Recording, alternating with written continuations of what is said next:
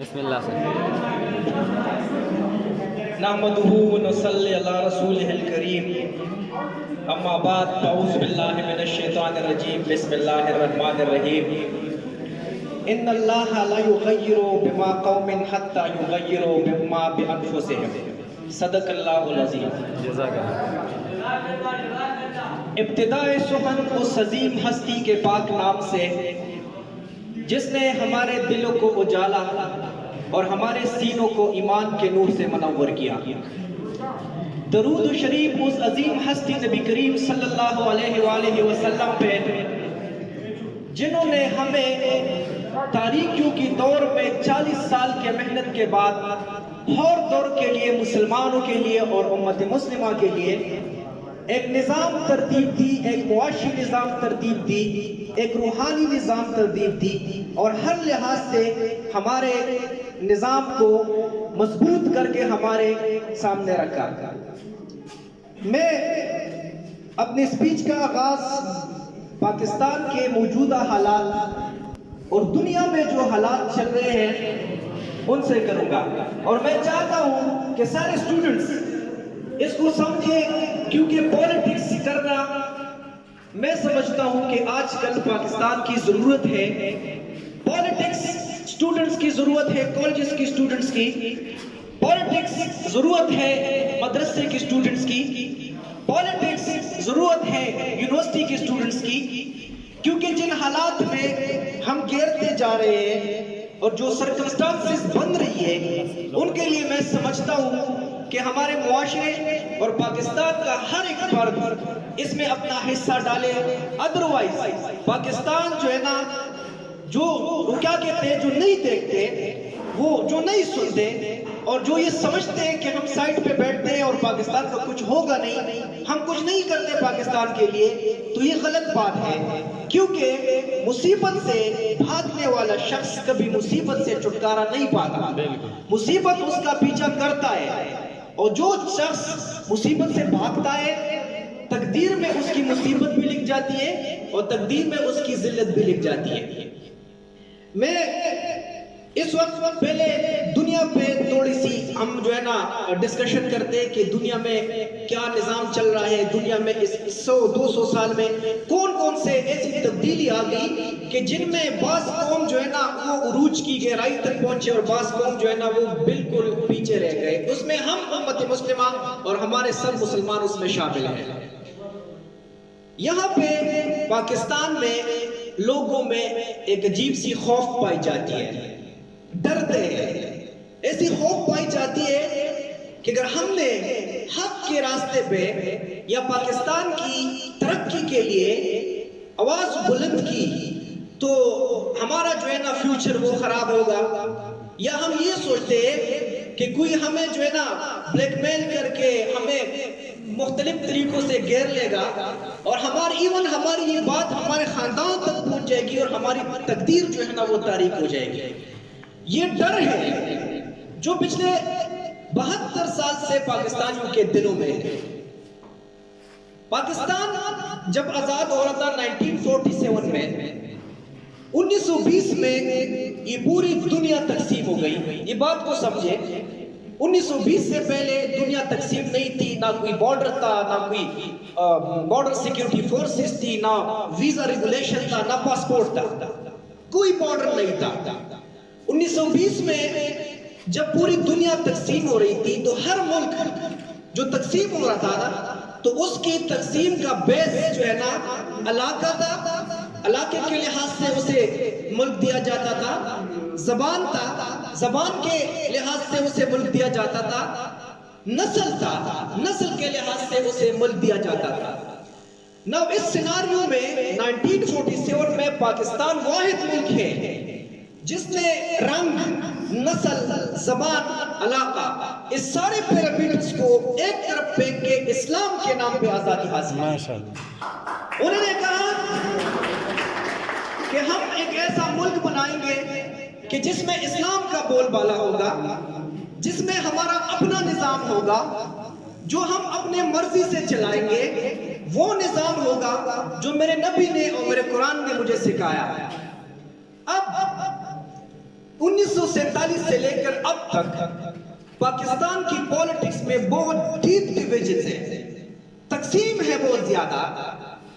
آپ اٹھا لیں الیکشن کمیشن آف پاکستان کی لسٹ کو اٹھا لیں تو پاکستان میں اب 137 انلسٹڈ پارٹیز ہیں، 137، اتنا ڈیپ ڈیویژنز۔ ناؤ ڈیویژنز کے ساتھ ڈیویژن تو ایک طرف ہے، دوسری جو سب سے خطرناک بات ہے وہ یہ ہے کہ ہمارے اس ملک کا جو سوچ ہے وہ بڑھ چکا ہے، مکمل تقسیم ہو چکا ہے اور دو بڑے چیزوں میں بڑھ چکا ہے۔ پہلی چیز، اس ملک میں ایک ایسی فورس ہے جو یہ بات کرتے ہیں کہ پاکستان کی ضرورت، پاکستان کا نظام یہ اسلامک ہونا چاہیے۔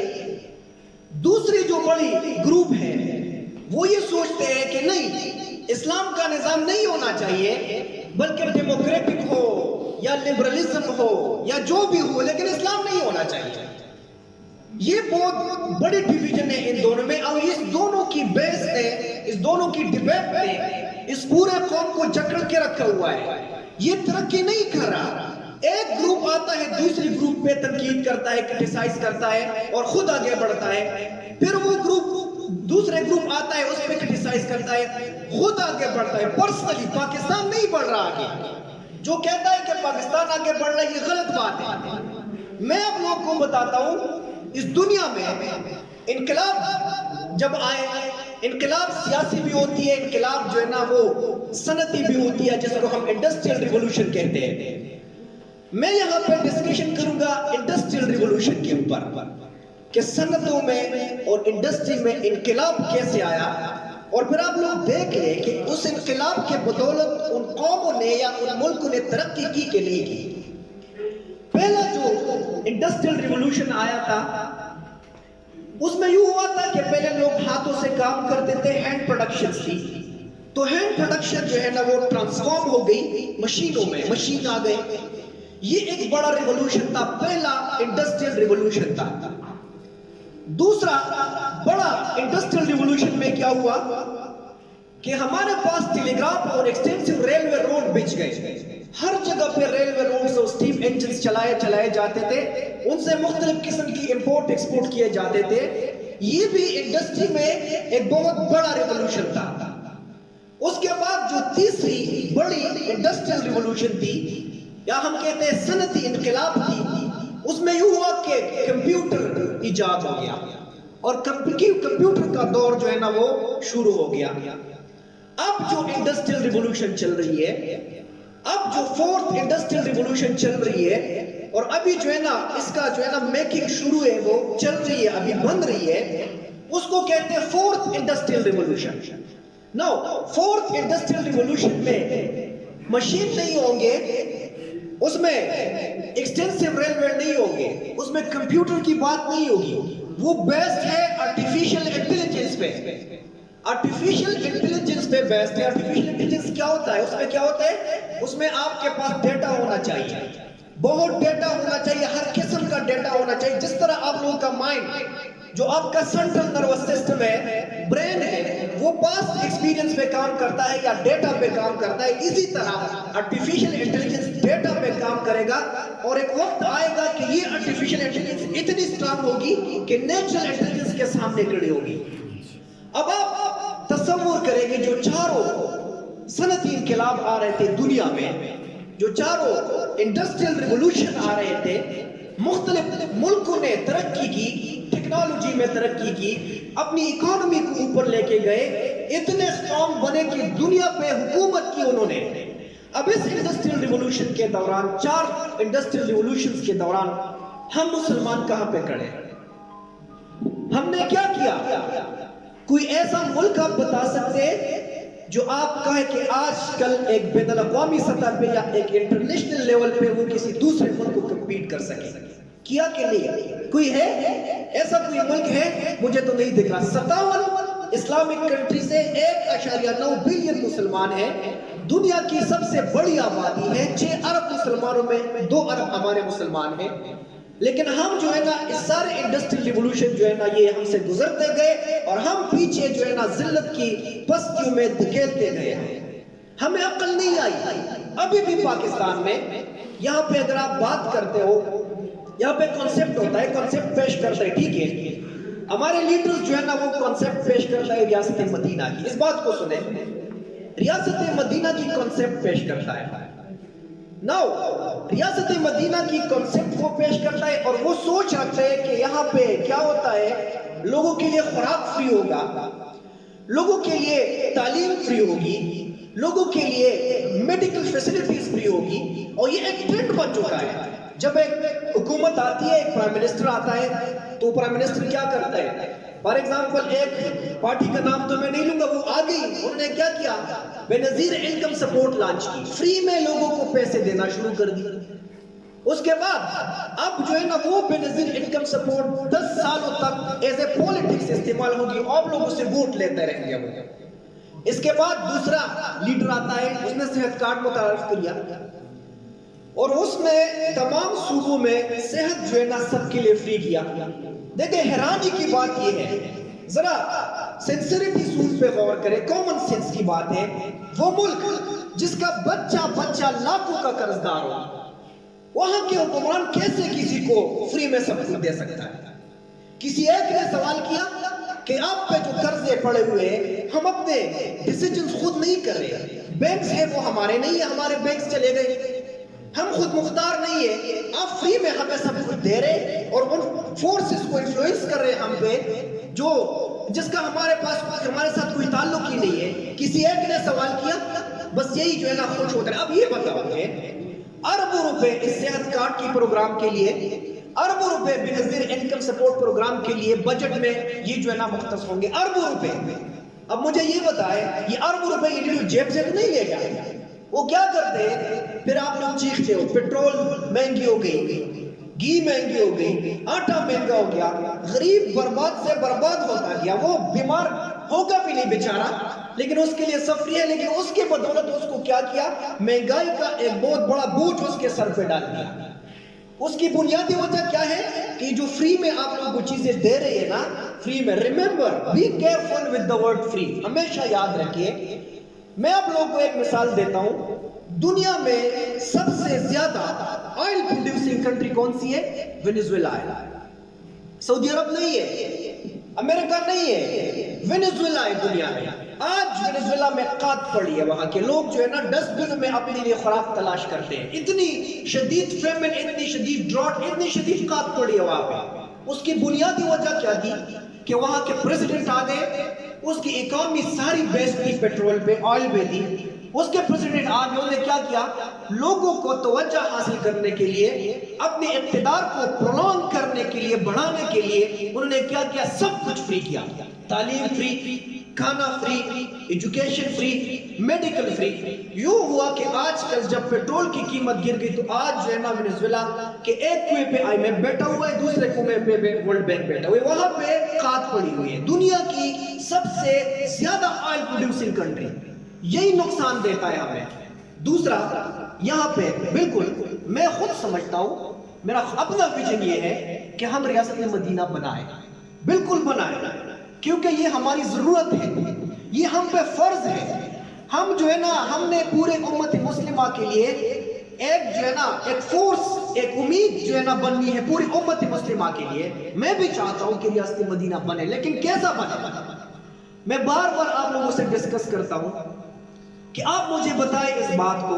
ہماری سوچ جو ہے نا ایک ماضی میں جکڑا ہوا ہے، ایک آرتھوڈاکسی میں جکڑا ہوا ہے. ہم ابھی بھی وہی سوچ رکھتے ہیں جو فورتھ انڈسٹریل ریولوشن کا زمانہ ہے، اس میں وہ سوچ نہیں چل سکتی. میں بار بار کہتا ہوں، ہر فورم پہ میں بتاتا ہوں کہ آج اگر میرے نبی زندہ ہوتے اس فورتھ انڈسٹریل ریولوشن کے زمانے میں، تو وہ کیا کرتا ہے؟ وہ تلوار چوز کرتا ہے یا ڈرون سلیکٹ کرتا ہے؟ ڈرون سلیکٹ کرتا. ظاہری بات ہے وہ ڈرون سلیکٹ کرتا ہے. وہ کیا کرتا؟ اگر عمر رضی اللہ عنہ آج زندہ ہوتے تو وہ کیا کرتا؟ پیدل جو ہے نا گلی گلی میں گھوم کے ہر جو ہے نا ہر کسی کا حال پوچھتے اور اس کی مدد کرتے. یا حضرت عمر رضی اللہ عنہ آرٹیفیشل انٹیلیجنس بیسڈ پہ ایک ایسا نظام بناتا جو ایک آفس میں بیٹھ کے پوری جو ہے نا اپنے پورے خطے کو دیکھتا. ظاہری بات ہے وہ بھی یہی کرتا. ہم یہاں پہ گرے ہوئے، ہم ڈرتے ہیں. ہمارے دلوں میں ایک عجیب سی خوف ہے، اگر لوگ نکل گئے تو کیا ہوگا، نظام درہم برہم ہوگا، یہ ہوگا وہ ہوگا۔ اس ڈر کی وجہ سے یاد رکھیں دنیا میں کسی بھی ملک میں جب بھی انقلاب آئی ہے اس ملک نے ترقی کی ہے، کیونکہ انقلاب ایک ویژن سے آتا ہے، ایک فکر سے آتا ہے، کنسسٹنسی سے آتا ہے، کمپیٹنسی سے آتا ہے، لیڈرشپ سے آتا ہے۔ جب یہ چیز آپ کے پاس ہو تو ظاہری بات ہے کہ وہ ویژن جب ریپلیکیٹ ہوتی ہے، وہ ویژن جو ہے نا جب وہ اپنا ریزلٹ دینا شروع کر دیتی ہے، تب جو ہے نا ایک ملک ترقی کرتا ہے۔ تو ہم جو ہے نا ایک یہاں پہ جو پاکستان پہ جو زخم لگے ہوئے، چاہے وہ پولیٹیکلی وہ سیاسی زخم لگے ہوئے، ہاں اچھا دوسری طرف دیکھیں، میں اکثر گلہ کرتا ہوں، میں جو ہے نا ایک گلہ ہی ہے میرا، کہ ہمارے ملک میں جو علماء ہیں ان کی مقصد کیا ہے، وہ کس مقصد کے لیے عالم بنے؟ انہوں نے تو اللہ تعالیٰ نے انہوں نے تو ایک اچھا نظام بنانا تھا، ایک اسلامی نظام بنانا تھا، ایک ایسا نظام بنانا تھا جس سے پوری امت مسلمہ سمیت دنیا کے ہر ملک جو ہے نا انسپائرڈ ہو جائے اور اس نظام کو فالو کرے۔ اس طرح سے لوگ بنتے، اس طرح سے بنتے، کسی قوم اوپر جاتی ہے، اس طرح سے قوم جو ہے نا سپر پاور بنتی ہے۔ اب یہی لوگوں میں بھی ڈیویژنز ہیں، کوئی کہتا ہے شیعہ ہے، کوئی کہتا ہے سنی ہے، کوئی جو ہے نا داڑھی کے بیس میں پڑے ہوئے، کوئی جو ہے نا وہ پردے کے بیس میں پڑے ہوئے، اور اس کا جو اصل مقصد ہے پاکستان میں اسلام کا نظام نافذ کرنے کا اصل مقصد وہ ان سے نکل چکا ہے۔ تو اس ساری ڈیویژنز کی وجہ سے، اس ساری تقسیم کی وجہ سے اس میں ہمارے قوم پہ کیا اثر پڑا ہے؟ ہمارا قوم جو ہے نا ایک کنفیوزڈ معاشرہ بن چکا ہے، ایک کنفیوزڈ قوم بن چکی ہے، ان کی سائیکالوجی بالکل کنفیوزڈ ہے، ان کو نہیں پتا، اور جو معاشرہ یا جو قوم کنفیوز ہو جاتا ہے اس کو کوئی بھی طرف لے کے جاتا ہے۔ تو یہی بات ہے کہ جب تک ہم کنفیوز رہے، جب تک ہماری سائیکالوجی کلیئر نہ ہو، جب تک ہماری سوچ اس دور کے مطابق نہ ہو، ہمارے ملک میں ترقی جو ہے نا وہ نہیں ہو سکتا۔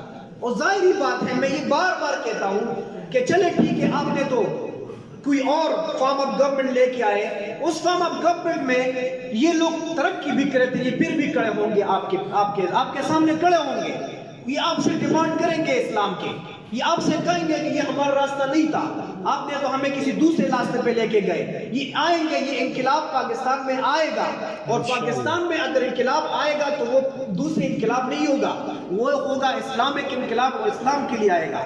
تو ہمیں جو ہے نا اس میں کام کرنا ہے، پاکستان کے اس زخم کو ٹھیک کرنے کے لیے دو چیزوں میں کام کرنے کی ضرورت ہے ہمیں۔ نمبر ایک، اس کے پولیٹکس میں چینج کی ضرورت ہے، اور ایک بہت گائیگنٹک چینج کی ضرورت ہے۔ نمبر دو، اس کی ٹیکنالوجی میں چینج کی ضرورت ہے۔ ادروائز اگر آپ کی پولیٹکس وہی 70 سال والے فضول پولیٹکس رہے، ٹھیک ہے نا، اور آپ کی ٹیکنالوجی جو ہے نا، آپ ٹیکنالوجی میں آگے نہیں جا سکتے، تو میں سمجھتا ہوں یہ حکمران جو ہے نا یہ کیا کریں گے، یہ صرف ان لوگوں کی جو آپ کو کنٹرول کرتا ہے، ان لوگوں کی کیپٹل چینج کر سکتا ہے، آپ لوگوں کو خود مختار نہیں بنا سکتا۔ ملک ہمارا ہے، یہ ملک جو ہے نا پہلے میرے اللہ کا ہے، اس کے بعد میرے نبی کا ہے، اور اس کے بعد یہ ملک ہمارا ہے، اور اس ملک کے ہر ایک حصے پہ صرف ہم ہی قدرت رکھتے ہیں، کسی کو اجازت نہیں دیں گے انٹرفیرنس کی۔ انشاءاللہ۔